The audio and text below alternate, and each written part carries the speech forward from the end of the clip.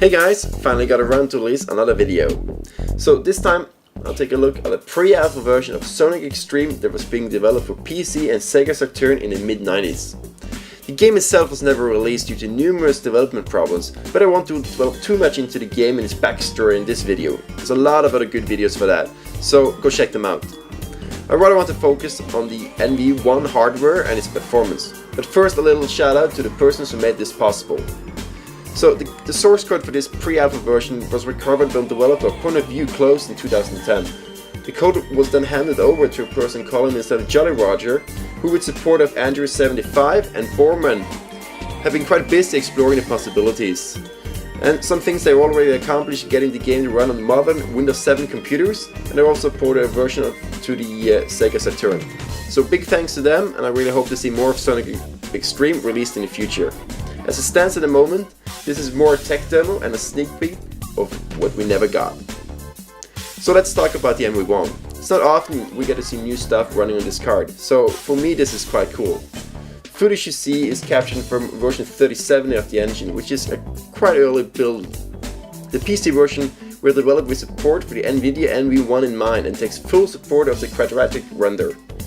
As you can see, this version seems to be limited to around 20 FPS, but is quite stable at this frame rate, dropping to around 15 FPS when there's a lot of geometry in view. I'm sure performance improvements was to be expected in later builds down the line. To run this pre-alpha version on the NV1, you must have a Sega Saturn controller connected. It refuses to run without it.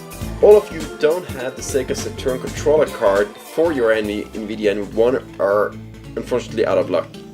You can run around with the D-pad and jump with the A button. You can also tilt the whole world with the left shoulder pad button. Pushing start resets the level. This is also the first NV1 game where I actually can see a performance difference between the DRAM and VRAM versions. The DRAM version was sold as the Edge 3D 2000 series and came with a maximum of 2 MB of RAM, while the VRAM version was sold as the Edge 3D 3000 series and came with a maximum of 4 MB of RAM.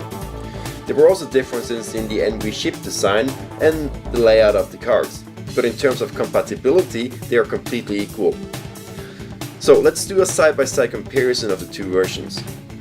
As you can see, it's very close most of the time, but the VRAM version have a more consistent frame rate than the DRAM version. So I recommend using an Edge 3D 3000 series card with this pre-alpha version of Sonic X-treme.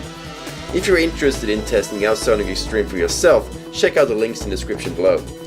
You can download a ported version that runs on modern computers if you don't have an NV1 card and a system that can run it. So go check it out.